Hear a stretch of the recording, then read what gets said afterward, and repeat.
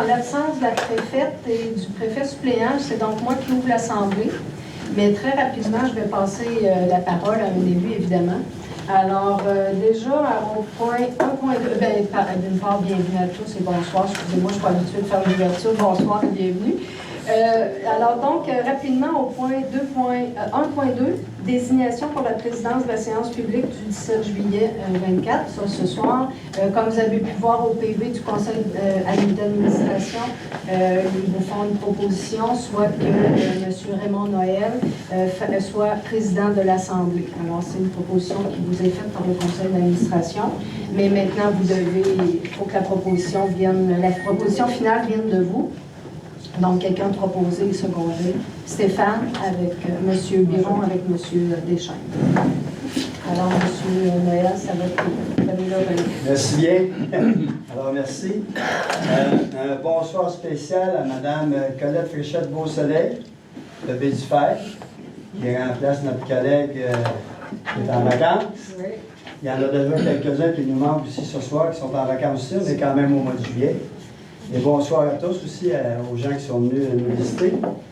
Donc, on va commencer avec l'adoption de l'ordre du jour. Si l'ordre du jour vous convient, si vous avez des choses à ajouter, des points, ce sera toujours le temps de les ajouter lorsqu'on sera rendu à ce point-là. Donc, j'accepterai. Christine et Sandra, s'il vous plaît. Merci. L'adoption des délibérations du Conseil des maires du 19 juin dernier. Alors, si c'était fidèle à ce qui s'est passé, à ce qui s'est discuté. Mathieu et Laurent, merci. 1.5, l'adoption des délibérations du Conseil administratif du 3 juillet 2024. Pascal, pour l'appuyer. Denise, merci.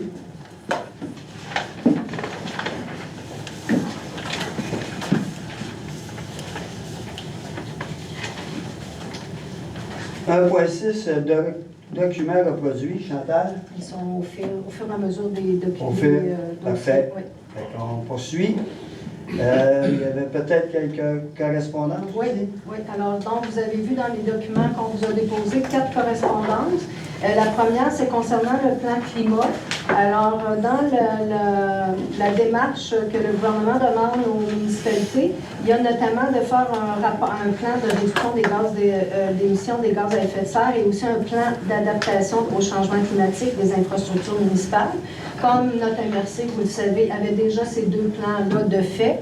Ils ont été acheminés au ministère de l'Environnement et ils ont été acceptés. Ce qui fait donc que nous avons un plan climat partiel qui est autorisé par le ministère de l'Environnement. Donc, on va continuer la démarche avec eux. On est vraiment au tout début. L'ensemble des MRC sont vraiment au tout début avec le ministère. Puis, assez rapidement aussi, on va travailler avec le MAMACH parce que vous vous souvenez, le plan climat, le volet 1, qui est de faire le plan climat, est avec le ministère de l'Environnement, mais le volet 2, il est avec le MAMACH, soit les projets qui pourront être déployés dans vos municipalités. Donc, on en est là. Très bonne nouvelle. Le travail qui a été fait porte fruit aujourd'hui puisqu'on se retrouve avec un plan climat partiel accepté. Deuxième correspondance, je vous en avais parlé très rapidement. Dans le cadre du camp de jour, vous savez qu'on a embauché une coordonnatrice à l'inclusion pour les enfants avec des besoins. On n'avait pas réussi à avoir de financement de notamment nos carrières été fédérales. Là. Je ne me souviens jamais du nom à chaque année. Donc, on a fait une demande d'aide financière à la Fondation médicale, demande qui a été acceptée. Donc, ça vient soutenir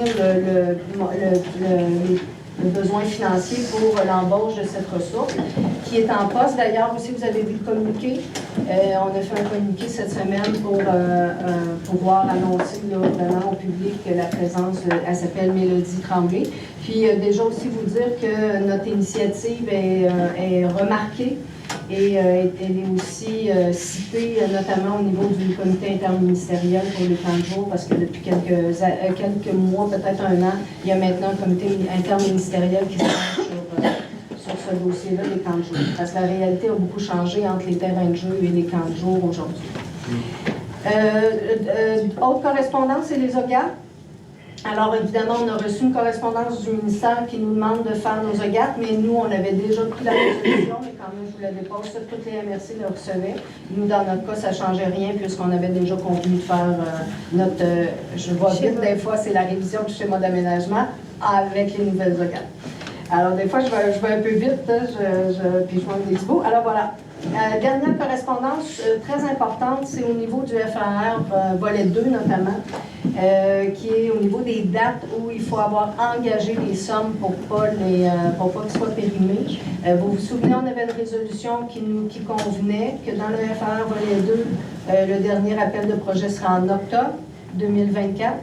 De manière à engager les sommes, puis après, vous allez avoir une bonne année de faire vos projets. Eux, ils ont extensionné un peu. Et au lieu que ce soit des sommes engagées pour le 31 décembre 24, ils disent que c'est le 31 mars 25. Ceci étant dit, comme les délais sont quand même assez courts et que s'il reste des sommes, il faut qu'on monte un projet d'un MRC pour ne pas les perdre, on vous propose pour l'instant de garder ça au 21 octobre, puis on va travailler avec vos municipalités pour vraiment s'assurer qu'il y ait des projets là, pour longtemps. D'ailleurs, il va y avoir un courriel qui va partir là, avec toutes les modalités du fonds demain. J'oublie rien, Stéphanie, en fait. Donc, voilà pour la 4e correspondance. Ce qui complète. Ce qui complète les correspondances. Merci. Prochain point, services administratifs et finances. Donc, aux finances, 2.1.1, reddition de compte 2023, les rapports d'activité, Fonds Région et Ruralité. Tu viens d'en parler un petit peu? Oui, absolument. Ce soir, vous avez vu que Mme Mayotte ne pouvait pas être avec nous, donc c'est moi qui vais vous le présenter. J'y vais très rondement parce que vous êtes habitués à ce genre de rapport-là. Ça revient chaque année. C'est une reddition de compte qui doit être faite au MAMACH en fonction justement là, du FAR volet 2. Alors, c'est assez il est standard, c'est les mêmes montants qu'on retrouve au budget, mais évidemment organisés différemment selon là, les redditions de compte qu'on doit faire au ministère. Ça vous va? Oui, ça va. Oui. Ça prend quelqu'un pour l'appuyer. Oui, vous le proposez. Oui, Mario et M. Guy. S'il vous plaît. Donc, au point de vue administration 2.2, il n'y a pas de point. Au point 3, service d'aménagement durable et de la transition écologique. Ça va être Stéphanie, je pense, pour le 3.1, mise à jour du plan de développement du transport adapté. Oui. Bonjour tout le monde. Aujourd'hui, on dépose en fait la mise à jour du plan de développement du transport adapté là, pour la version 2024. Le plan de développement est un extrait en fait là, du plan de mobilité durable de la MRC qui accompagne la demande de financement qui est déposée au ministère du Transport là, pour le transport adapté. C'est pour intégrer en fait les réalisations de 2023 puisque ce qu'on vise là, pour 2024. Donc, on vous en fait la proposition aujourd'hui. Quelqu'un veut le proposer, Christine et Sandra. Merci. Au point 3.2, demande pour l'année 2024 au programme de subvention au transport adapté. Donc, qui est en lien avec le 3.1. Donc, la demande pour cette année, simplement pour vous informer, en fait, qu'en 2023, on a réalisé 9332 déplacements, là, ce qui est une augmentation importante là, par rapport à l'année précédente. Et qu'en 2024, on vise à en réaliser 10 000 pour le transport adapté. On a également réalisé des transports là, hors territoire, là, donc pour des services de santé là, principalement, là, pour des usagers qui doivent aller soit à Trois-Rivières ou dans le secteur là, de Drummondville également. Donc la demande de financement qui vous est déposée, là, c'est pour demander le montant de 204 032 au ministère des Transports pour le volet régulier, qui correspond au montant demandé également l'année dernière là, pour le transport, donc pour le maintien des services là, à long terme. Donc, vous en faites la recommandation. OK. Laurent? Et Mario? Ça va être encore à toi, Stéphanie. 3.3, entente relative à la communication de renseignements de nature professionnelle et confidentielle à une municipalité régionale de comté dans le but de favoriser le développement des activités agricoles ou la protection du territoire agricole. Oui, donc, comme Chantal l'a mentionné tout à l'heure, la MRC est en processus de révision de son schéma d'aménagement et pour répondre aux nouvelles orientations gouvernementales en aménagement du territoire. Donc, il y a certaines données qu'on doit avoir accès des ministères. Donc, ce qu'on vous dépose aujourd'hui, c'est une entente de confidentialité entre le ministère des Affaires le ministère de l'Agriculture, des Pêches et Aliments du Québec et la MRC pour partage de données. Donc, c'est une longue résolution là, qui nous provient du ministère. On vous en fait la recommandation. Merci. C'est standard pour toutes les MRC dans le cadre de la révision de chez nous. Donc, Mathieu. Pascal, merci.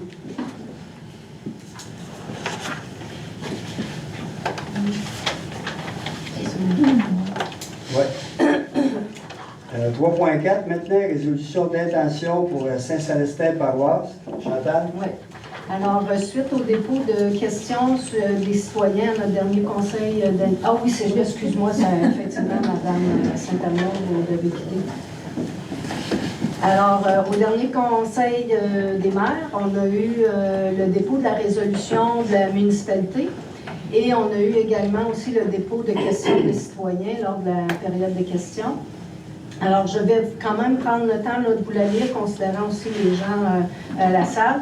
À partir de le dépôt de la résolution de la municipalité et des questions des citoyens, moi et la préfète, nous avons rencontré la direction de la municipalité ainsi que les 3 conseillères qui n'ont pas de conflit d'intérêt. Il faut bien comprendre qu'ils n'ont pas de quorum pour pouvoir décider, mais ces 3 personnes-là sont toujours élues et ils sont toujours évidemment au centre de leur communauté. Donc, on désirait avoir leur point de vue aussi. Alors, de façon plus administrative, la résolution comporte plusieurs considérants. Donc, le premier, évidemment, c'est considérant le dépôt de la résolution de la municipalité, évidemment, le 17 juin. Considérant aussi que cette résolution, et là, je vais me permettre de lire, est conforme à l'article 163 du Code municipal du Québec, que les conditions d'application sont rencontrées et que la MRC de Nicolet-Yamaska est maintenant revêtue relativement à la considération et décision sur cette question des mêmes droits et privilèges est assujettie aux mêmes obligations que le conseil local. Donc, c'est le libellé pour indiquer que la MRC prend le relais. Et après, considérant les questions exprimées lors de la séance du 19 juin, soit d'avoir les cartes de la municipalité, soit d'avoir un règlement municipal ou de tenir un référendum en cas de projet d'implantation d'éoliennes. Aussi, évidemment, on a considéré qu'actuellement, la MRC et la municipalité, évidemment, dans Nicolet-Yamaska, un règlement de contrôle intérimaire. On a considéré aussi le fait que pour l'instant, il n'y avait pas d'appel d'offres d'Hydro-Québec, donc pas de projet. On a aussi considéré que ça prenait quand même beaucoup de ressources pour l'analyse d'un projet et de la consultation de la population, parce qu'il faut bien se souvenir que la MRC prend une décision, mais c'est l'administration de la municipalité qui doit agir et c'est le budget de la municipalité qui est impliqué dans toutes les décisions qu'on fait. Donc, ce n'est pas la MRC qui applique, c'est la MRC le Conseil des maires, en fait, prend une décision. Après ça, considérant aussi qu'on avait fait la démarche, là, je vous l'ai déjà indiqué, auprès des élus qui ne sont pas en conflit d'intérêt. Alors là, ce qu'on vous propose, c'est qu'aucune intervention, ce qu'on dit, c'est que actuellement, aucune intervention de la MRC n'est requise, puisqu'il n'y a pas de projet. Donc, pour l'heure, il n'y aurait pas de carte qui serait diffusée, pas de réglementation municipale qui serait produite et aucun référendum sera tenu. Advenant un projet d'implantation d'éoliennes sur le territoire de la municipalité de Saint-Célestin-Paroisse, et ce, avant les élections municipales de 2025, parce qu'évidemment, en 2025, le contexte peut changer, et que donc la MRC est toujours revêtue relativement à la considération et décision sur cette question des mêmes droits et privilèges et assujettie aux mêmes obligations que le conseil local, que la MRC s'engage à accueillir les questionnements. Évidemment, ceux qui sont déjà déposés vont être pris encore en compte, mais il pourrait en avoir de nouveaux. Accueillir comme questionnement des citoyens, les transmettre à la municipalité et déterminer les interventions qui seront requises. Alors donc, la résolution va dans le sens des travaux advenant un projet dans la municipalité de Saint-Célestin-Paroisse et advenant qu'il y ait un projet dans cette municipalité-là et qu'évidemment, ils sont toujours en absence de quorum. Est-ce que je suis... C'est ça, voilà. Nous, on avait 2 grandes considérations dans cette démarche-là. C'était d'une part d'éviter d'impacter l'administration. Vous savez que Saint-Célestin-Paroisse, c'est une petite municipalité avec une ressource. Puis on avait aussi comme préoccupation que si la conjoncture change, on croit que c'est toujours mieux que ce soit une municipalité qui soit souveraine dans ce genre de décision-là. Donc, tant qu'il n'y a pas de projet, on vous propose de ne pas agir. Est-ce que j'ai quelqu'un qui veut faire la proposition ou quelqu'un qui a une question? Oui. Mais je vais attendre qu'il y ait des proposants. Oui. Ou je peux le faire tout de suite? Ben, je vais prendre un proposeur, puis un appuyeur, puis après ça, je vais vous laisser Alors, la monsieur, question. je n'ai pas le micro. Non, c'est... Est-ce que j'ai quelqu'un qui va proposer? Oui. Stéphane? Monsieur, Puis Gilles? Monsieur Dupuis. OK. Bon, je comprends la démarche légale et je comprends que c'est tout à fait bien fait actuellement. Sauf qu'actuellement, c'est chacun des maires qui est revêtu aussi d'agir selon sa conscience. Qu'il y a l'argument que ça prend beaucoup d'énergie pour organiser un référendum, je suis d'accord avec ça. Mais par contre, pour avoir accès aux cartes de l'implantation possible des éoliennes, je pense que les cartes sont déjà faites par la MRC. Nous autres, on les a mis sur le site en quelques minutes, là, parce que des citoyens, c'est pas nécessairement pour les projets, mais ce qu'ils veulent savoir, dans leur avenir, leur propriété, est-ce qu'elle va être affectée ou non par les éoliennes. Ou ça pourrait être aussi dans le cas que quelqu'un voudrait acheter une maison à Sainte-Monique, il voudrait savoir où les éoliennes peuvent être installées. Donc, c'est pour ça que je trouve que cette demande-là, ça serait dans l'intérêt des citoyens de Saint-Célestin. Je comprends que le Conseil n'est pas d'accord avec ça, malheureusement, puis je sais que, comme d'habitude, je suis un peu à contre-courant, mais je ne peux pas agir à l'envers de ma conscience, puis contre la recommandation de mes conseillers. Alors, je vais demander le vote. Je veux juste préciser...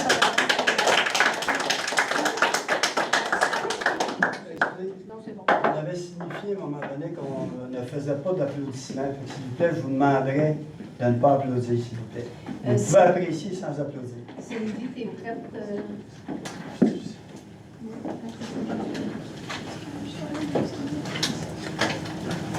Est-ce que quelqu'un appuie la demande de vote? Oui, ben là, ben, c'est ça, mais tu as fait des explications?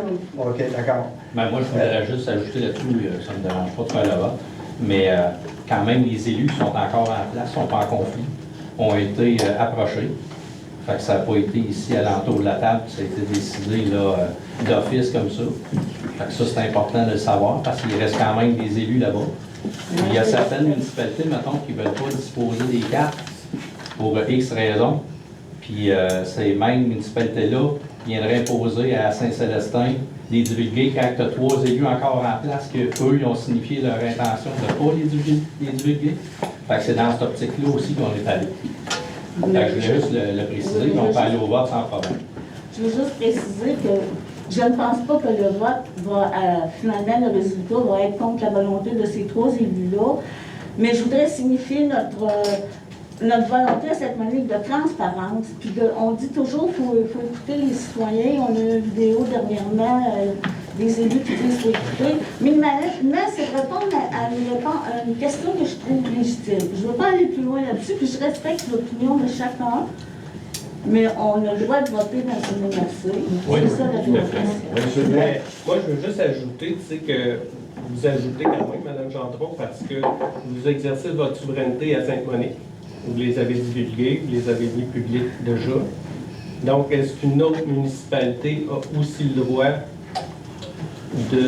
d'agir à sa propre conscience aussi, ou il faut absolument que ce soit un copier-coller de votre municipalité? Mais d'abord, je ne comprends pas l'esprit de la loi, parce que si on souveraineté, on n'aurait pas été revêtu, comme vous dites. Comme on les a consultés, je veux dire, on n'a pas à prendre une décision pour eux aussi. D'accord, je respecte votre position, c'est le même. Moi, je suis d'accord avec votre proposition de vote. Je dis juste que le fait que vous respectiez la souveraineté de votre municipalité et pas nécessairement de l'imposer à toutes les autres municipalités de l'Amérique. C'est juste ça que vous avez ajouté dans votre rapport. Je pourrais peut-être renchérir en disant aussi que si la MRC, s'il y a un projet, parce que là pour l'instant il n'y a pas de projet, le prochain projet qui pourrait venir à ce moment-là, la MRC, si elle est encore elle qui répond aux questions, ne dit pas qu'elle ne pourra pas divulguer les cartes. À ce moment-là, ça pourrait être différent. Parce que peut-être que les cartes vont changer aussi. Ça se peut que les cartes changent, que ces cartes-là ce ne soit plus tout à fait la même chose. Fait que tant qu'à donner quelque chose peut-être qui peut changer, puis donner une information qui ne serait pas complète peut-être aux citoyens, c'est peut-être plus sage d'attendre. En tout cas, moi, je n'étais pas des discussions, mais par contre, si les citoyens de Saint-Paroisse, avec les gens de la MRC qu'ils ont rencontrés, c'est ce qu'ils ont décidé. Je fais tout à fait confiance à ceux qu'ils ont rencontrés, qui nous ont vraiment rapporté le cas. OK, ça, il n'y a pas de problème. Mais ce que je ne comprends pas non plus là-dedans, dans le dernier exercice qu'on a eu d'appel d'offres, il n'y avait pas beaucoup de temps entre les appels d'offres. Le temps où les élus n'ont eu connaissance, le temps que les citoyens, ça peut aller vite, ça peut s'étirer, mais ça peut aller vite. Pour moi, c'est un peu comme si je disais, ben, je déneigerai pas mon entrée puis ma porte, mon escalier, je vais attendre qu'il neige pour la faire parce que là, j'ai pas le temps. C'est le même que je fais ça. S'il n'y a pas neigé, vous allez y être contraint de toute façon. Non, mais je veux dire, l'idée, c'est de... En tout cas, moi, je pense que les citoyens, quand ils ont fait les demandes, ils ne s'attendaient peut-être pas à avoir une réponse sur toutes, mais à avoir une carte en 2024. Puis les cartes, vous les mettez à jour continuellement sur notre site. On a des spécialistes là-dedans.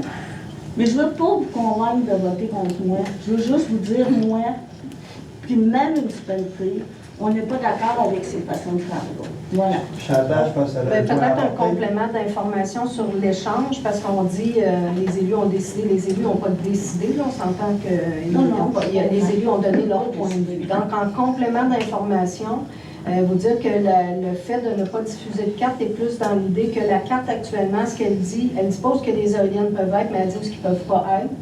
Et comme le territoire est toujours en mouvement, il suffit qu'il y ait une construction qui arrive ou des choses, les paramètres changent. Ils ont plutôt indiqué qu'ils aimaient mieux faire comme d'autres municipalités ont fait, c'est-à-dire d'attendre qu'on soit rendu avec quelque chose de plus précis pour les cartes. Bon, alors voilà une discussion. Comme dernier complément, ce que l'Hydro-Québec semble nous dire aussi, c'est que la prochaine fois, ils vont laisser plus de temps. Ça ne sera pas garoché comme c'était la dernière fois. D'accord? On peut s'attendre à ça. Mais on va passer au vote. Oui. Est-ce qu'il y a quelqu'un pour seconder pour le vote?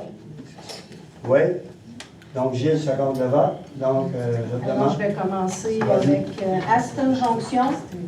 Et là, c'est pour ou contre la résolution. Je suis pour la résolution. B du Fer.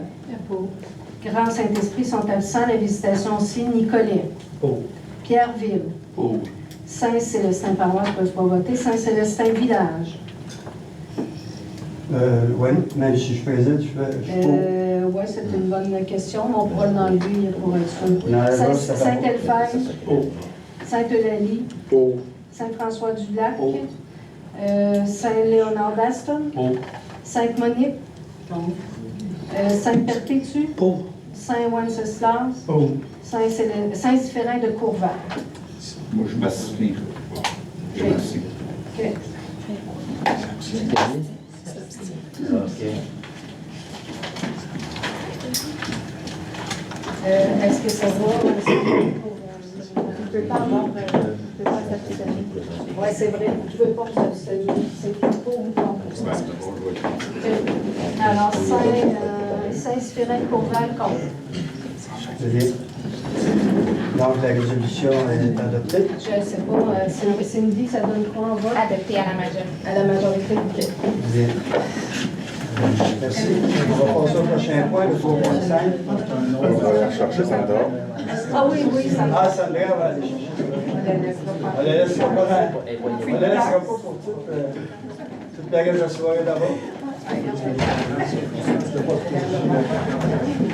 Donc, 3.5, avis de conformité au règlement 2024-02, municipalité de la paroisse de Saint-Célestin. Stéphanie? Oui, donc c'est pour une modification au règlement de zonage pour modifier divers articles et certaines dispositions spécifiques à la grille des usages. Donc, c'est en conformité avec le schéma d'aménagement où j'en fais la recommandation. Très bien. Quelqu'un l'a proposé? Christine et appuyé par Laurent. Merci. Un autre avis de conformité, on en a quelques-uns, je pense, Oui, 6-7 en ligne. Là. Donc, avis de conformité, cette fois-ci au règlement 2024-03 de la municipalité de la paroisse de Saint-Célestin aussi. Stéphanie? Donc, cette fois-ci, modification au règlement de zonage, mais pour intégrer les zones à risque de glissement de terrain. Il va y en avoir plusieurs là, par rapport à ça. Là, donc, c'est en conformité au schéma. Donc, on vous en fait la recommandation. C'est bien. Guy, et c'est appuyé par Mathieu.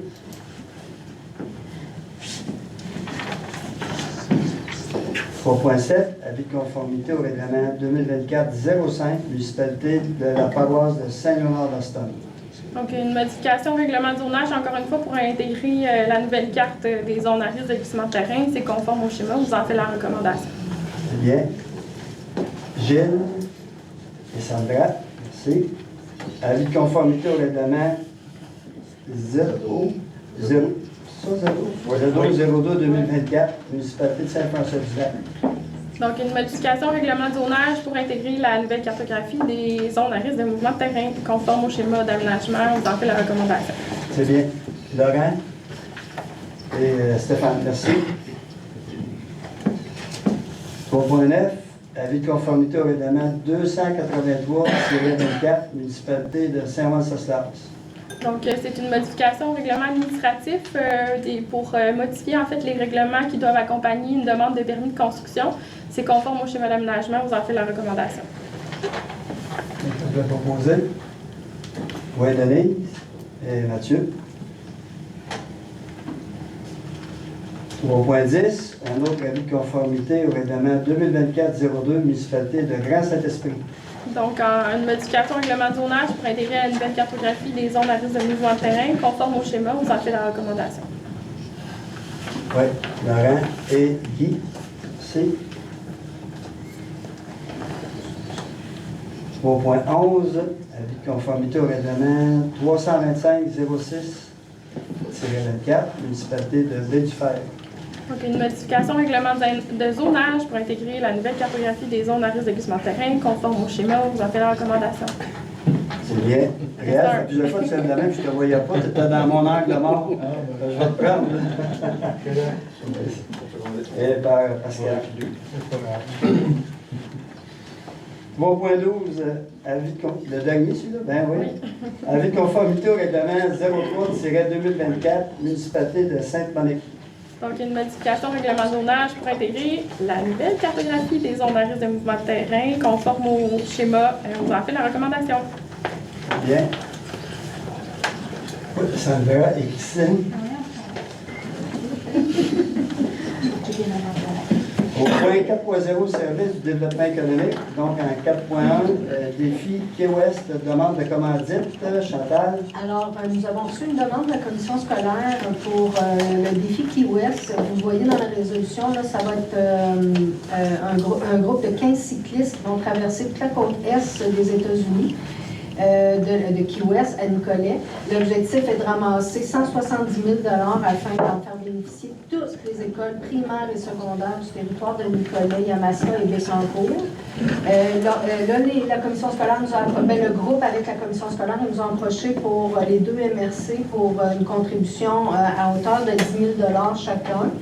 Le conseil d'administration avait fait la recommandation de l'accepter. Moi, ce que je vous dis, c'est que c'est sûr que ça va être prévu au budget 2025, mais on vous le dépose tout de suite parce qu'il aimerait avoir un signal quand même assez rapidement là, des partenaires qui veulent embarquer. C'est la dernière édition, fait qu'on est le dernier territoire à pouvoir bénéficier de cette initiative-là, de ce défi-là. Et considérant là, le montant total, puis considérant les besoins de nos écoles, le conseil d'administration vous en faisait la recommandation. Chantal? Oui. Il y a peut-être juste une petite coquille au considérant numéro 2. C'est du 4 au 13 juin 2024. Oui, 25, exact. Denise, tu veux te proposer? Je Tu le avais une propose, question? mais oui, mais je le propose, mais juste clarifier, on a-tu une idée des projets? C'est-tu pour l'alimentation? C'est-tu pour l'aménagement des cours? Pas pour l'instant. Non, normalement, c'est les écoles qui font la proposition de leurs besoins, qui indiquent leurs besoins. OK. Fait que donc là, on n'a pas la liste là, des projets qui vont être appuyés. Denise, faites-vous la proposition. Oui, et c'est appuyé par Mme Beausoleil. 4.2, programme PAC, ministère de l'Immigration et de la Francisation et de l'Intégration. Bon, écoutez, vous savez qu'on a un plan d'action qui s'appelle Immigration depuis 3 ans maintenant. Il s'est terminé à la fin mai. On attendait depuis le printemps la reconduction du programme par le ministère, le MIFI, le ministère de l'Immigration. Et il est arrivé la semaine passée. Là, au début, ils nous avaient donné jusqu'au 3 août pour déposer. Et là, ils nous ont donné jusqu'au 13 septembre. C'est un petit peu mieux, mais ça ne réglait pas notre problème de résolution. Donc, moi, ce que je vous propose, c'est que ce soir, on a une résolution qui m'autorise à le déposer pour le 13 septembre. Ça va être la date limite, mais on se voit le 11 septembre en séance de travail, donc je pourrais vous le présenter.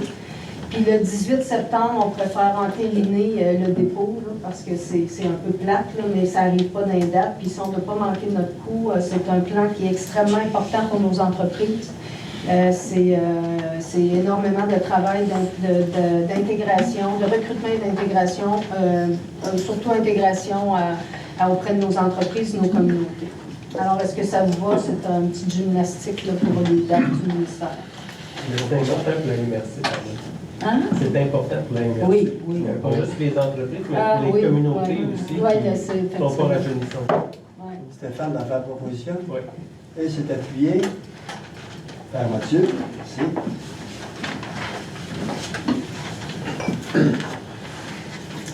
Service technique, il n'y a pas d'autre dossier, pas de demande d'appui.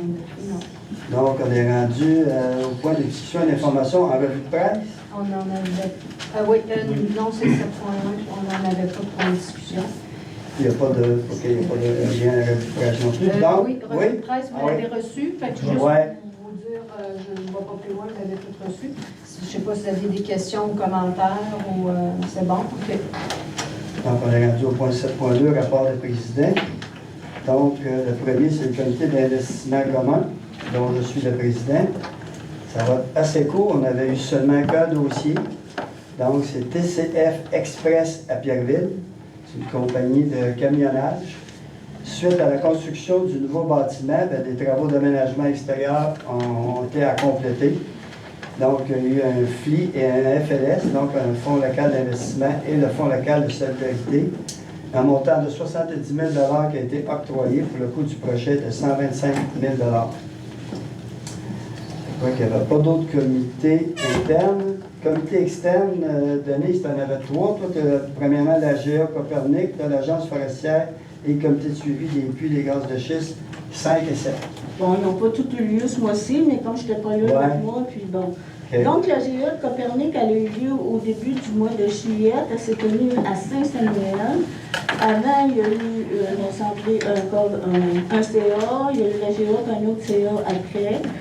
Les points saillants, c'est que les administrateurs sont inquiets parce que le budget donné par le ministère de l'Environnement est le même qu'il y a 3 ans. Il n'y a eu aucune indexation et il va être le même pour les 3 prochaines années. Fait que ça l'oblige à revoir certains services qui sont donnés, donc c'est difficile. Pour information, je vous ai fait parvenir un résumé du plan des directeurs de l'eau, ce qui a été le gros point cette année. Le gouvernement a demandé d'élaborer un nouveau plan directeur de l'eau, c'est ce qui va guider toutes nos actions, sans financement, encore une fois. Donc, il y a des problématiques qui ont été jugées prioritaires. Puis pour les citoyens, mais j'en ai quelques copies que je laisserai là, OK? Mais vous pouvez aller sur le site de Copernic. Donc, c'est la destruction ou la dégradation de la qualité des milieux humides et hydriques. L'étiage sévère, ça veut dire les niveaux d'eau dans la rivière de Colette et ses affluents à certaines périodes de l'année. En contrepartie, inondation dans des zones où il y a des enjeux. La mauvaise qualité de l'eau. L'altération des paysages, la gestion des sols, ça amène des eaux de ruissellement, puis ça met les terres agricoles à nu. Ça pose beaucoup de problèmes, on l'entend à Nicolette au niveau de la station d'épuration, puis probablement dans d'autres stations aussi.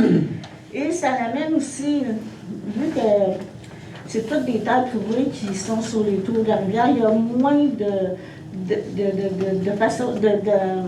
proximité avec l'eau, donc une perte des liens culturels, patrimoniaux et tout ça.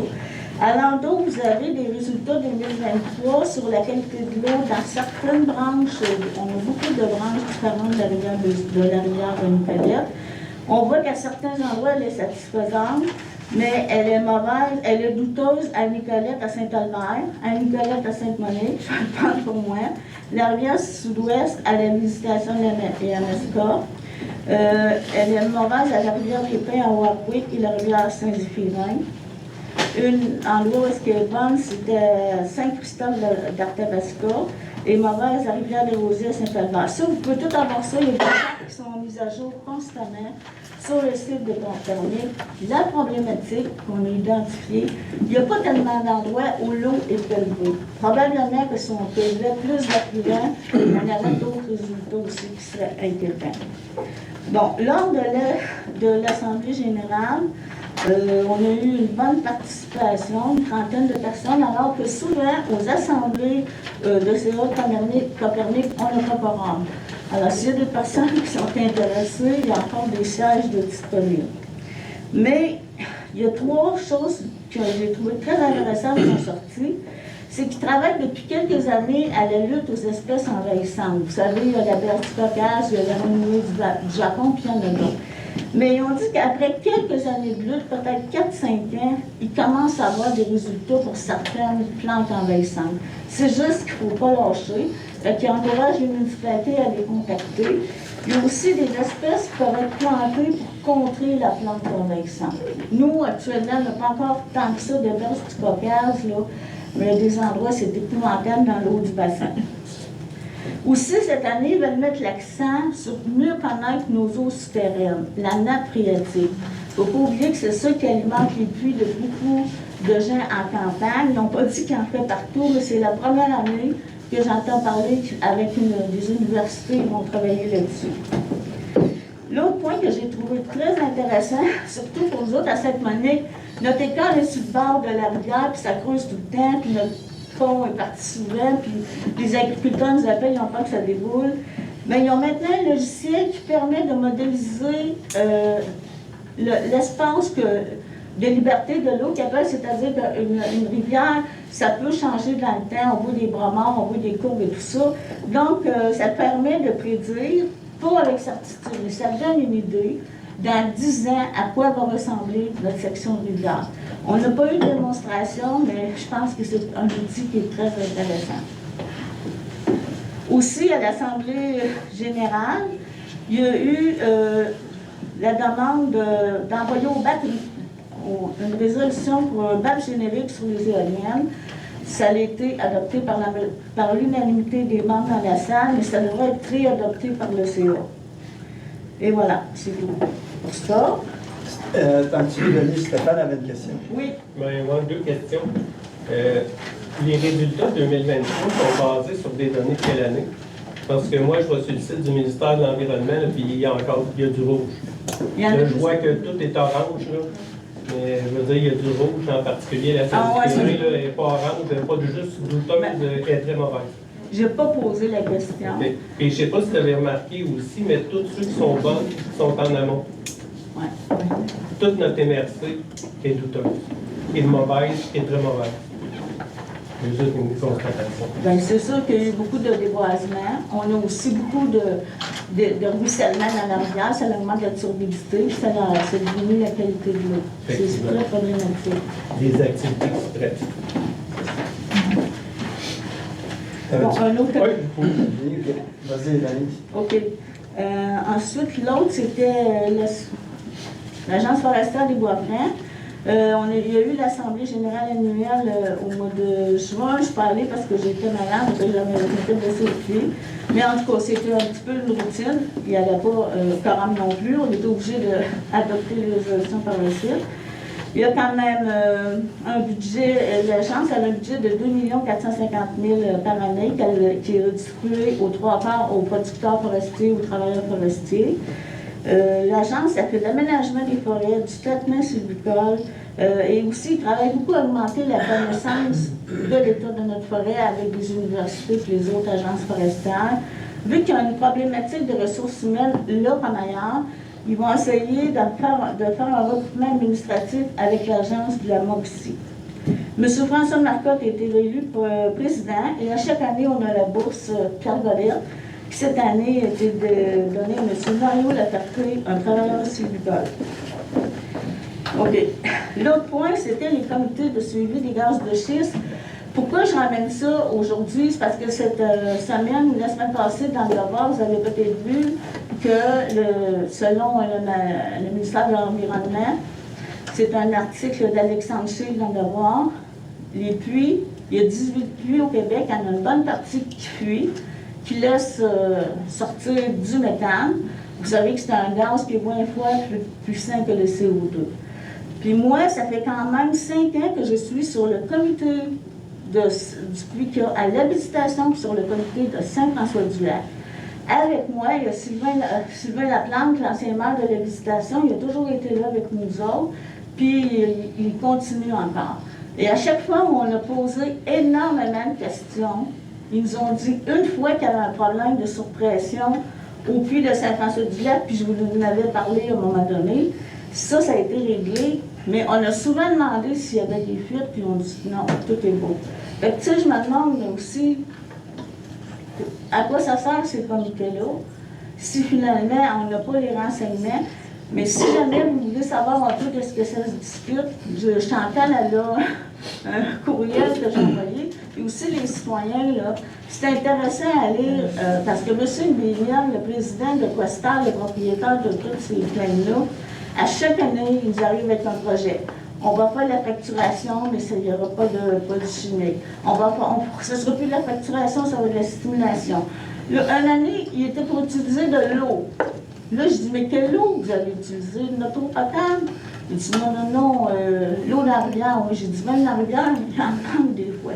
En tout cas, s'il y en a qui ont une curiosité, moi, chaque année, quand j'ai le compte rendu, je l'envoie à des citoyens qui me le demandent. Si vous voulez l'avoir automatiquement, je pourrais vous le faire parvenir aussi. Voilà mes comités. Un petit peu. Ah, ben, je vais écrire. Vas-y. C'est quoi la responsabilité du ministère de l'Environnement?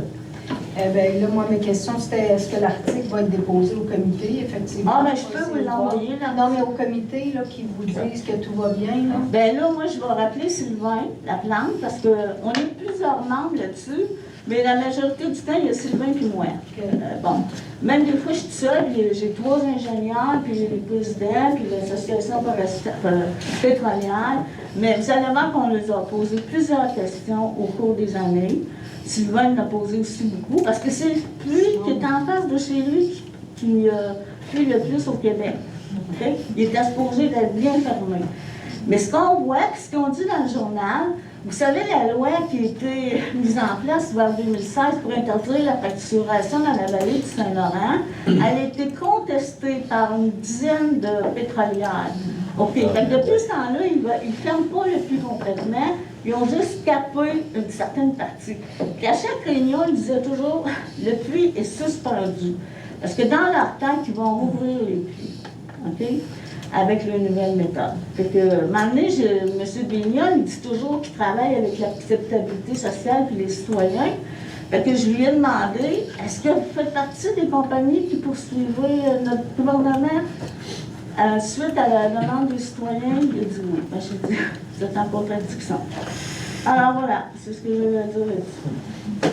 Mais pour répondre à ta question, je ne sais pas, normalement, c'est le ministère de l'Environnement, effectivement. Ah, j'ai un autre Mais point d'information qu'on a eu, puis qu'il n'y avait pas dans l'article. On a eu ça, parce que la dernière rencontre a eu lieu au mois d'octobre, mais on a eu les comptes rendus au mois de février. Ça, je veux dire, des fois, ils oublient de les mettre sur le site.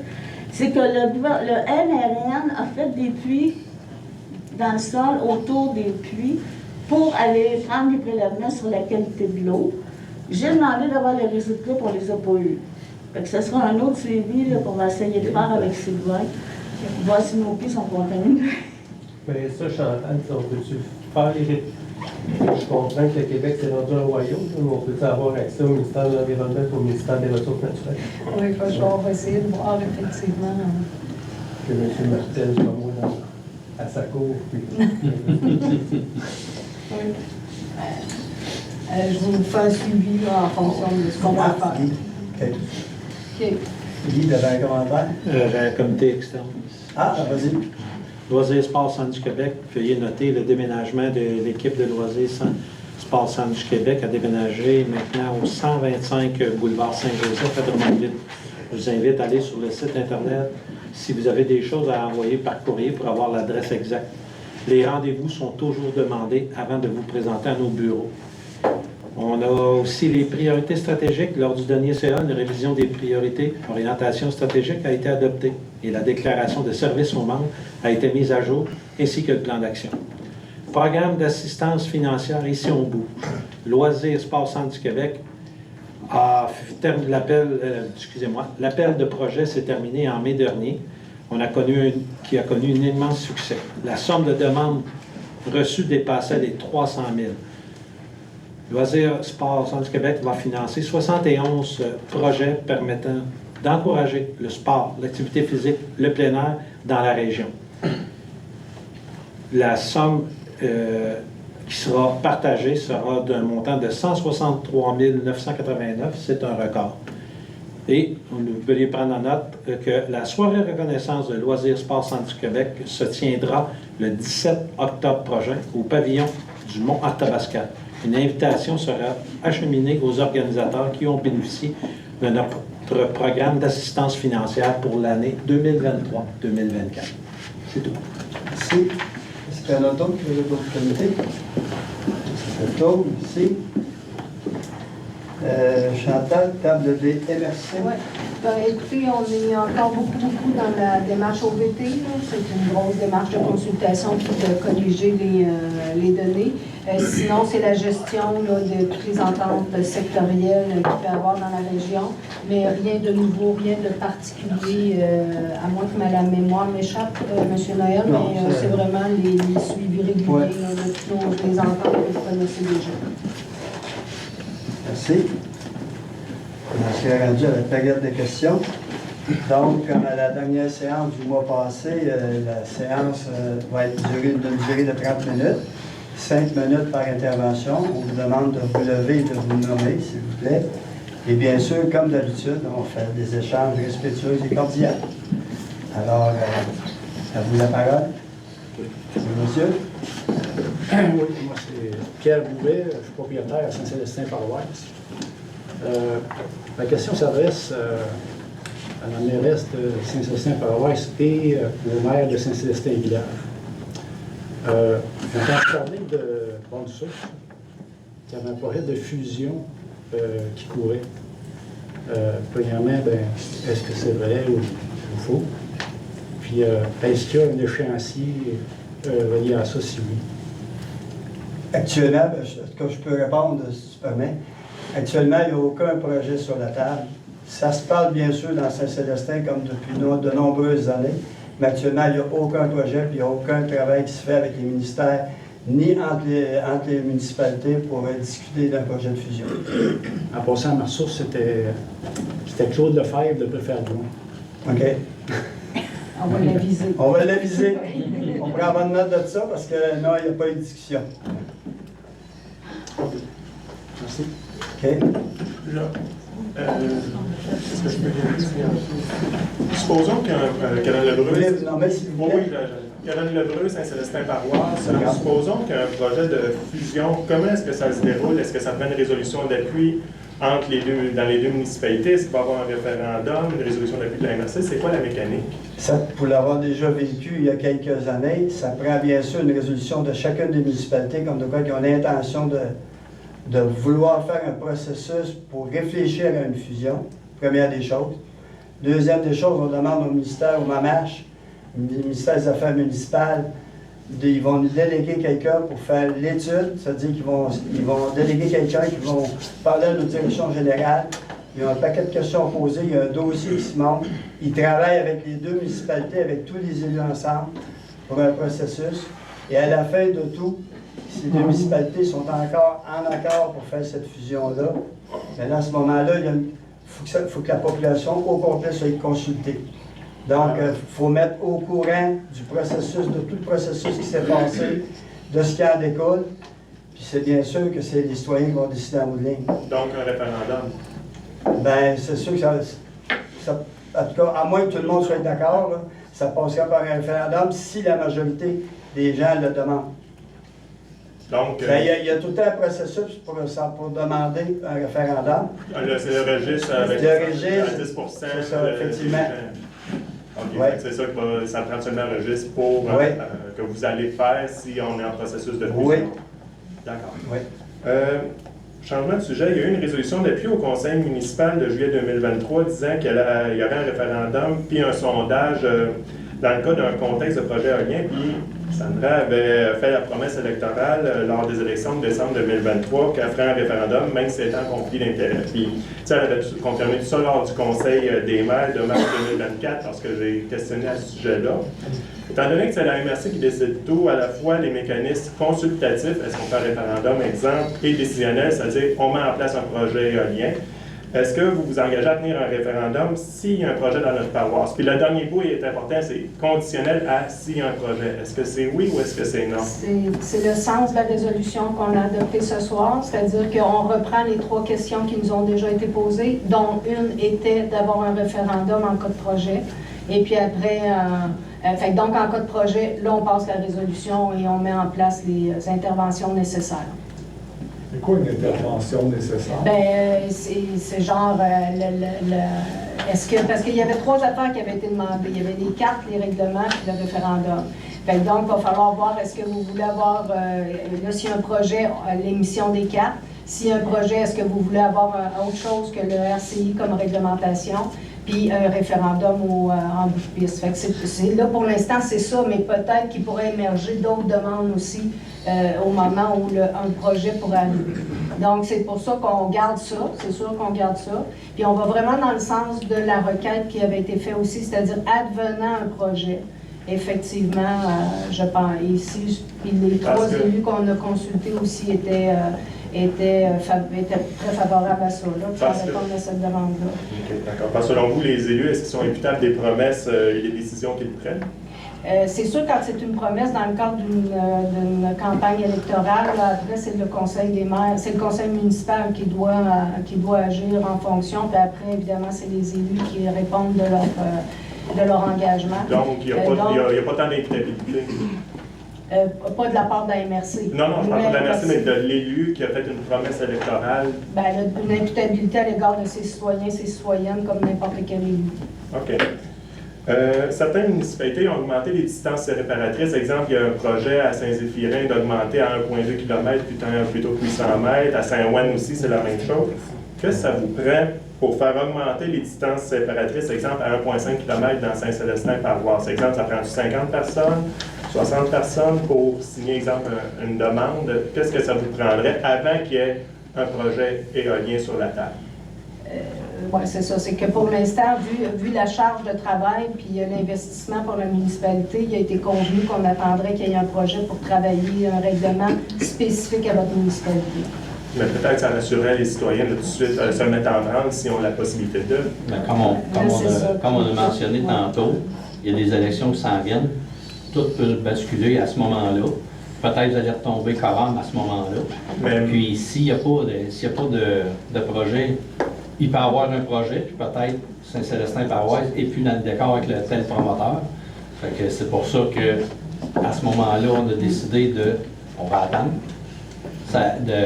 Parce qu'à ce moment-là, présentement, oui, il y a une volonté de certains de vouloir augmenter les distances. Mais certains, ce serait bon que certains soient quantifiés. Puis une réglementation municipale, c'est pas long à faire, hein, c'est pas comme un RCI. Là. Fait que ici, quand c'est déposé, là, ça prend peut-être un mois ou 2 maximum. Oui, mais vous avez. C'est pas la D'accord, mais pourtant, les municipalités comme Saint-Zéphirin, ils ont augmenté les distances séparatrices avant même qu'il y ait un projet. Oui. Pourquoi nous, c'est différent d'abord? C'est les citoyens. C'est leur décision. C'est pas leur décision. On les a consultés. Le conseil municipal Les 3 élus, eux autres, étaient plus dans ça, puis nous, notre préoccupation, elle était de, considérant la charge de travail pour la direction et les budgets que ça demande, on se disait, on va attendre qu'il y ait un projet concret pour tout mettre ça en branle. C'est la préoccupation qu'on avait dans la résolution qu'on a posée. Mais croyez-vous pas que les 3 conseillers qui ne sont pas en conflit d'intérêt, ils auraient pu être victimes? Mettons, s'ils avaient tous dit non, on veut donner des 4, non, on va augmenter les distances, tout ça, versus à 3, 4 qui sont pour, que ça risque de tirer drôle dans le conseil. Je ne suis pas sûre de vous La comprendre. dynamique, le climat. S'il y en a 3 qui sont contre, 4 qui sont pour, est-ce que les 4 pourraient s'en prendre? Non, mais dans le fond, c'est la dynamique des toxiques, c'est ça que je veux dire. Nous, C'est pour ça qu'ils répondraient. Nous, on est allé prendre le pouls en même temps. Là, si on n'a pas eu le bon pouls, là, en tout cas, il faudrait voir. Là, on est allé prendre le pouls, puis pour nous, ça faisait du sens. Et pour ça, la proposition qu'on a déposée ce soir, ça faisait du sens par rapport à l'impact sur le travail de la direction, sur le budget de la municipalité, et considérant aussi l'importance d'entamer ces travaux-là dans le cas d'un projet concret. Parce que c'est pas dit qu'il va y avoir un projet dans votre municipalité. Je voulais juste préciser tantôt que c'est par rapport à Saint-Différent et Saint-Wenceslas, c'était leur décision, ils n'ont pas Célestin Paroisse. Non, je comprends, mais moi je parle, ça c'est très clair, c'est leur conseil, ils étaient comment, ils ont pris ces décisions-là. Moi je parlais qu'ils ont agi en proactivité avant même un projet. Alors que nous autres, là c'est tous les élus de d'autres municipalités qui passent au vote, oui ou non, on n'est plus maître de chez nous. C'est pour ça que je dis que les citoyens, est-ce qu'il y a un moyen pour que les citoyens aillent se nommer leurs préoccupations et leurs idées, leurs volontés un peu plus massivement en lien avec, exemple, augmenter les distances séparatrices et tout ça pour vous essayer de jouer sur les distances séparatrices et tout ça. Là. Pour l'instant, il n'y a pas de projet, fait que c'est difficile de commencer à travailler dans le vide. Mais quand il y a un projet, là, puis on va avoir plus de temps que la dernière fois. Pardon? C'est pas dans le vide, là, permettez-moi de le dire, là, de travailler dans le vide, d'augmenter les distances séparatrices, c'est pas travailler dans le vide. Non, mais je veux dire, on est mieux de travailler lorsqu'il y a vraiment un projet sur la table, puis qu'on sait ça va être quoi les nouvelles normes. Les normes vont être changées. Les Hydro-Québec vont changer des normes, on ne sait pas, on attend. Fait que plutôt que de travailler et trouver de refaire le travail peut-être, puis peut-être pas, la MRC a pris la décision, les maires ont pris la décision pour certains maires d'attendre pour savoir. Mais lorsqu'il va y avoir un projet, on peut statuer là-dessus et y réfléchir. Vous avez fait la RCI dans le vide? C'est ça. S'il n'y avait pas de projet, pourquoi vous avez fait en RCI? Le RCI, c'est fait pour pareil. protéger les zones. J'en reviens pas. C'est pas pareil. Non. Je vais juste terminer sur les paroles dessus. Merci beaucoup, Mme Gendron, pour tout ce que vous avez nommé. Et en lien avec les gens, s'ils veulent s'acheter une maison à Saint-Célestin-Paroisse, savoir où vont être mis les éventuelles éoliennes, vous avez tout à fait raison, parce que dans le cadre de ma campagne électorale, j'ai rencontré un citoyen qui a regretté d'avoir acheté sa maison et qui venait de Saint-Ferdinand. Et toi, Isaac, aussi, tu avais vu un citoyen à notre rang, Laurent Pellerin, qui a regretté d'avoir acheté sa maison parce qu'il risquait d'avoir des éoliennes à proximité de chez lui. Alors, c'est pour ça que la division des cartes peut avoir une très grande influence. Je vais terminer. Très bien. Est-ce qu'il y a d'autres questions? Oui? Je vais rappeler.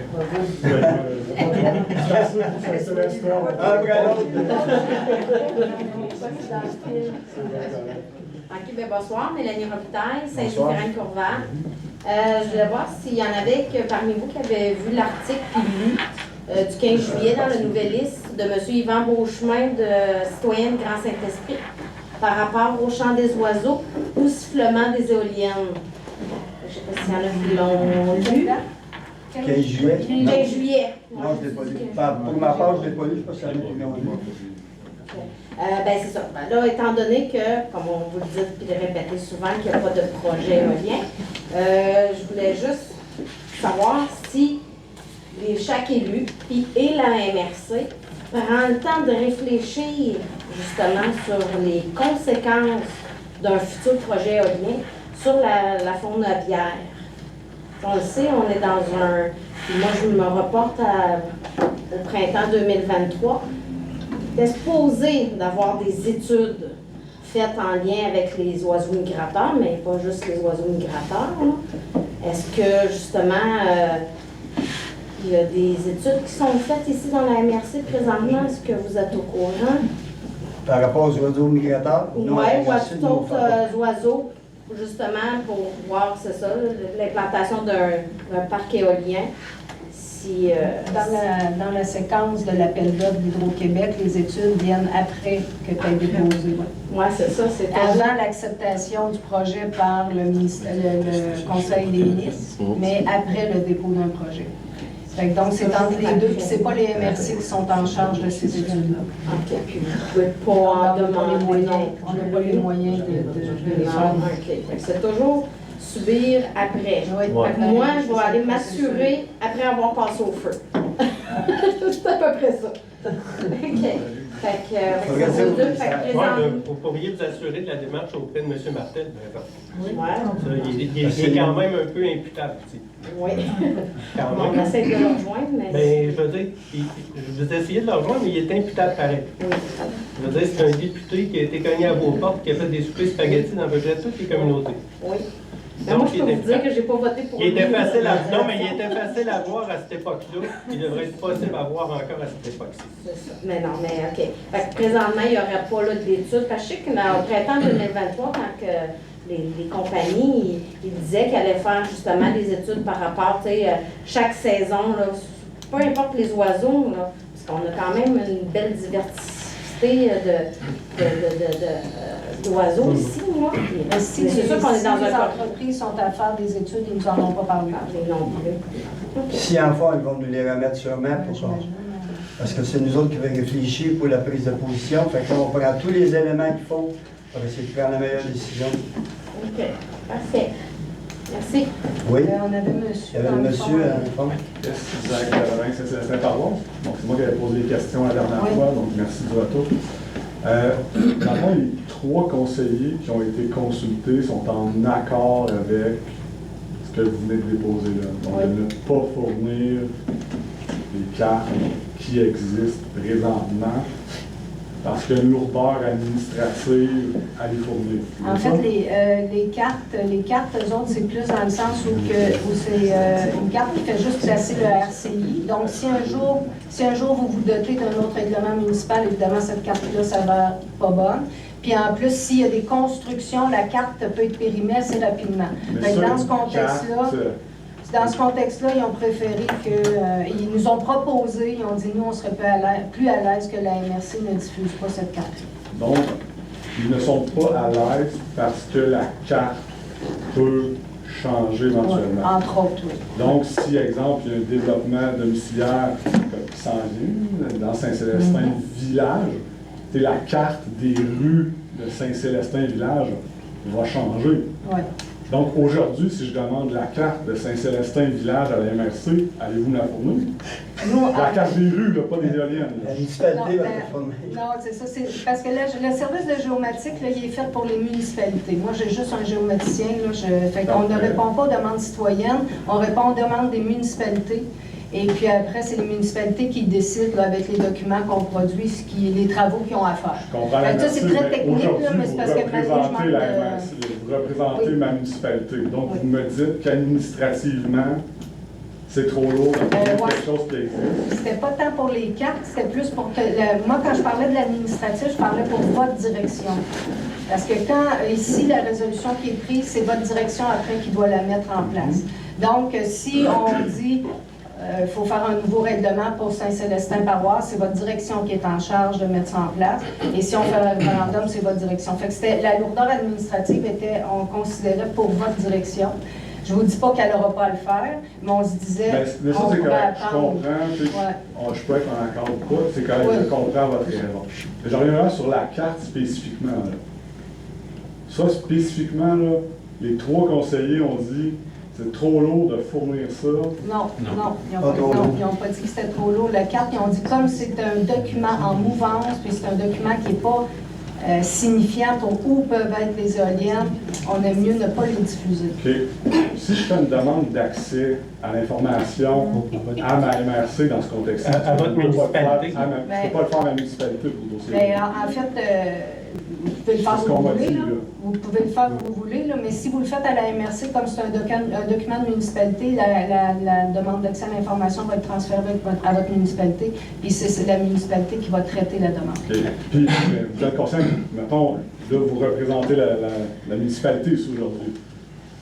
Là, de ce que vous venez de me dire, dans ce dossier-là, vous représentez, vous avez voté là-dessus. On fait au mieux comme MRC dans un contexte où une municipalité n'a pas quorum pour saisir d'un dossier. Exact. Mais Fait que on là, n'a si pas je la demande accès à prétention. cette information-là, qui est disponible, existante, vous refusez de la fournir. C'est ce que vous dites. Non, la mécanique d'une demande d'accès à l'information, c'est juste la mécanique. C'est juste la mécanique. Votre demande, elle va être traitée. Faites-vous-en pas, elle va être traitée. Mais il va avoir la carte Non, à la mais fin. légalement, je ne pourrais pas répondre avant même d'avoir traité la demande d'information, là, mais on va traiter la demande d'accès à l'information, que ce soit à la MRC ou dans votre municipalité, ça n'a pas d'importance. Là. Non, La mais demande, elle va être traitée. techniquement, vous êtes censé me dire la même réponse. Là, vous me dites non, basé sur aucune justification légale, juste parce que ça peut Là, je changer. ne sais pas à quoi j'ai dit non. Là, je suis Ben, fournir la carte, c'est la seule question. C'est ça le point, là. Ben, c'était dans les trois considérants qu'il n'y avait pas le Ah, mais ça ne conseil. me dérange pas qu'il n'y ait pas de... OK, je vais reformuler une question très absurde, juste pour montrer l'absurdité de la chose. Je suis entrepreneur à Saint-Célestin-Paroisse et je veux m'implanter une éolienne pour m'auto-suffire en énergie dans mes installations. Maintenant qu'il y a un RCI qui est adopté, je ne peux pas la mettre partout sur le territoire. Ouais. Donc, pour bien mettre en place et évaluer mon projet, je veux savoir où je peux l'implanter. Pouvez-vous me fournir en tant que représentant de ma municipalité où j'ai le droit de mettre mon éolienne? Bien, c'est parce qu'on part du principe que vous êtes propriétaire de toutes les terres. Là. Fait que si Ben non. c'est- Ben, c'est- Pour mes installations, moi, je veux savoir Ça si fait qu'on va j'ai vous le droit. présenter votre lot. Ouais, OK. Fait que ça, je pourrais faire ça. Absolument. Ben, à votre municipalité. La géomatique passe toujours par vos municipalités. Ça, on ne change pas d'idée, on ne change pas. Là. Puis, la demande à l'accès à l'information, c'est votre droit. Fait que je retiens que c'est trop lourd administrativement pour fournir une carte. Non, mais Non, c'est non, ça. Elle a dit le contraire. Vous C'était avez les interprété deux ça, autres. mais c'est pas ça qui a été dit. C'est le référendum et la réglementation.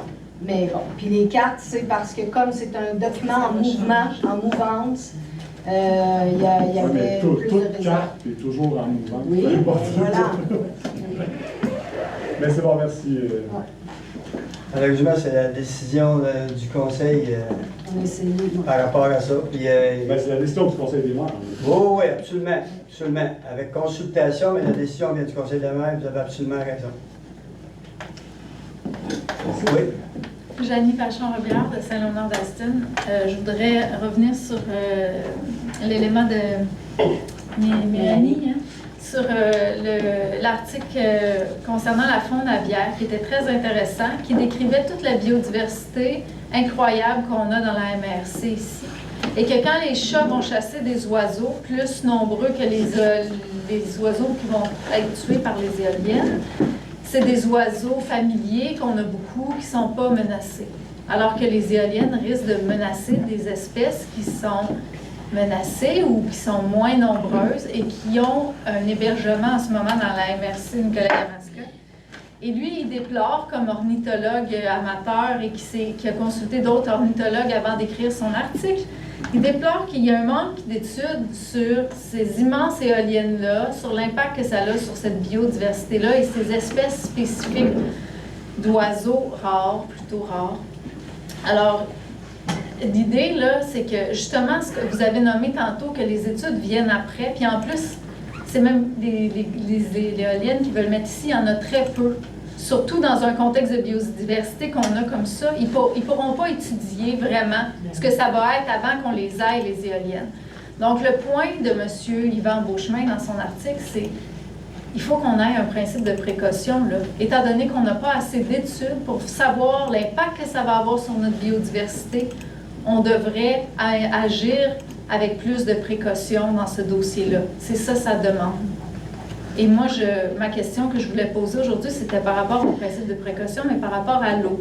Parce que Martina Bastien est venue souvent vous apporter des documents, vous ramener ce sujet-là, qui depuis la problématique en Ontario qui a été nommée dans la Semaine verte, qui est réelle, des gens ont perdu accès à leur puits il y a vraiment eu des contaminations de l'eau. L'eau, c'est une ressource super précieuse. Madame Gendron en est témoin en étant sur Copernic. On a de la misère avec l'eau dans la rivière aussi. Moi, je me demande qu'est-ce qui a été fait là. Est-ce que le comité qui travaille pour mettre en place une régie travaille aussi pour vérifier qu'on ne va pas aller dans le champ, puis le principe de précaution, il va être bon juste pour les petites mouches, puis qu'on ne met pas de stuff dans la rivière pour protéger les petites mouches qui nourrissent notre biodiversité, mais d'autre part, on va la tuer avec des éoliennes, puis on va sacrifier l'eau. Moi, j'ai pas eu confiance, j'ai pas eu assez d'informations de votre part que ça, c'est des sujets importants qui sont traités et que vous allez faire en sorte que si le RCI n'est pas assez sévère pour respecter le principe de précaution, il va être modifié. Alors, ma question, c'est est-ce qu'il y a du travail qui se fait au niveau des oiseaux, au niveau de l'eau, pour qu'on ait que le principe de précaution soit respecté, qu'on ne fasse pas une gaffe dans la MRC Nicolet-Yamaska? C'est sûr que c'est un grand principe. Au niveau de juste notre MRC de faire ces études-là, on nous a répondu tantôt que la MRC n'a sûrement pas les moyens de faire ces études-là. Par contre, le ministère devrait se pencher sur ça parce qu'il y a déjà 41 parcs éoliens ici au Québec. Puis il va en avoir beaucoup dans les années qui vont suivre. Donc, j'imagine que depuis au moins 10-12 ans qu'il y a des parcs éoliens, je ne sais pas s'il y a des études sur les oiseaux qui se sont faites, puis sur d'autres éléments aussi qui pourraient être importants par rapport à ça.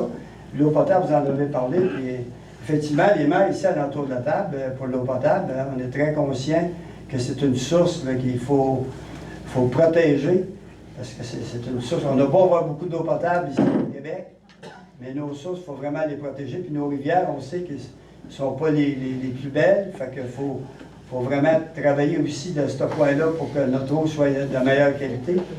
Fait que c'est certain qu'il faut voir avec notre député puis avec nos ministères pour savoir s'ils ont de l'avancement par rapport à ça, pour qu'ils puissent nous nourrir. Quand on prend des décisions, bien, on a besoin de toutes ces études-là qui peuvent être mises à profit. Puis c'est des grandes études, justement, qui devraient être menées par les ministères. Donc, vous allez faire la demande d'un BAP générique sur l'éolien pour qu'on ait les réponses à ça avant d'aller de l'avant?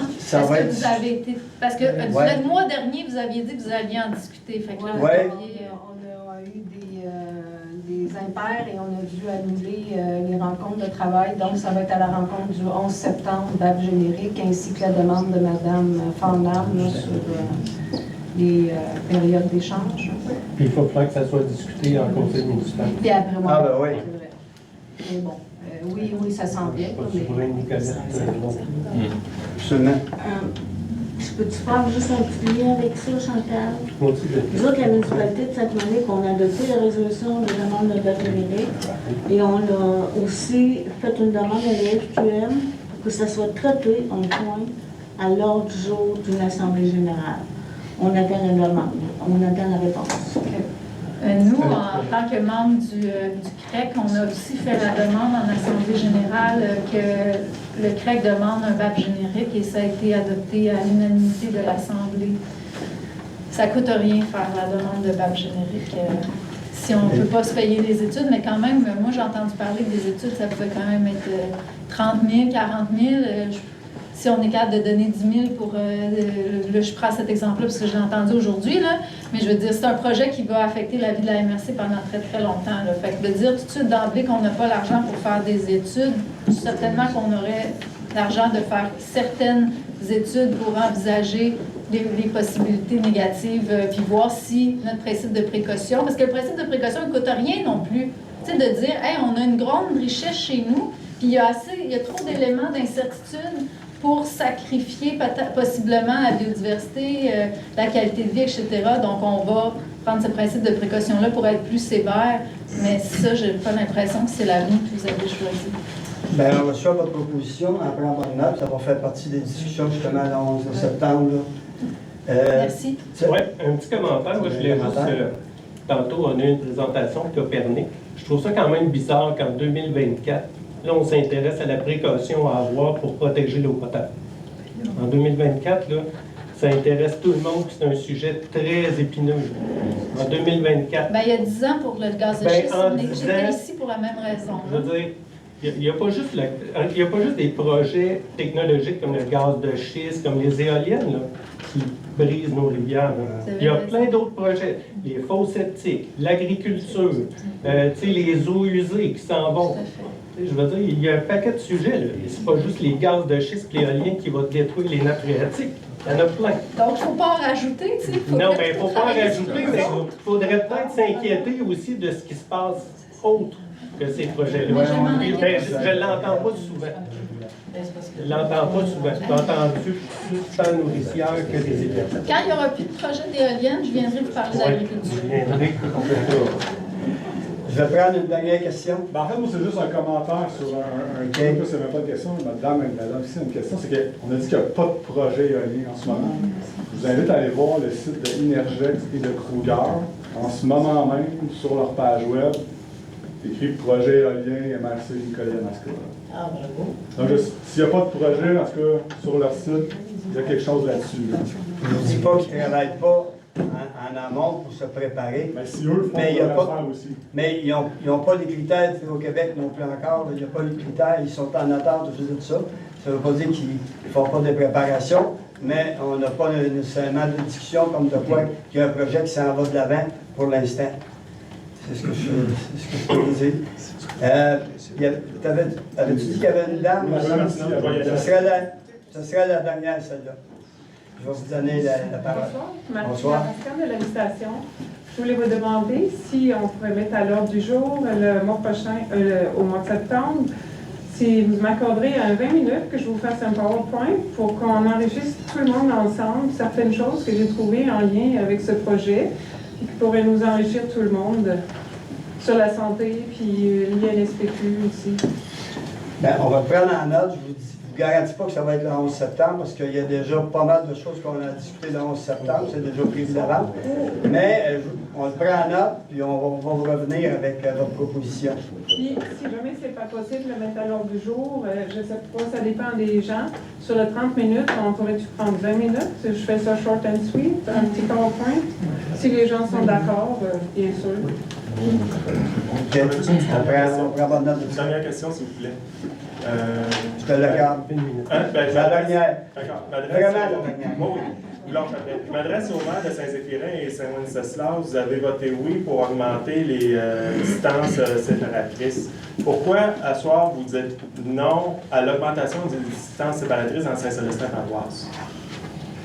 Je pose la question à vous deux. Bien, il y a la résolution d'appui. Je n'ai pas parlé là-dessus. Ben, vous avez raison, vous êtes absolu, excusez-moi. C'est Ah, moi, j'étais d'accord avec ça. Mais pourquoi? Pourquoi? C'est la question que je pose. Ça a du sens pour Saint-Célestin. De maintenir les distances à 800 mètres alors que vous avez 10 200 chez vous? Mais la question, c'est pas ça ce soir qu'il fallait répondre. C'est ça, là.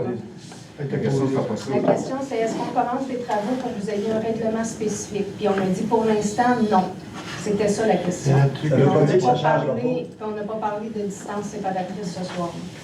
C'était juste ça. Est-ce que les gens qui ont pu poser leurs questions merci. peuvent les envoyer par courriel? Oui.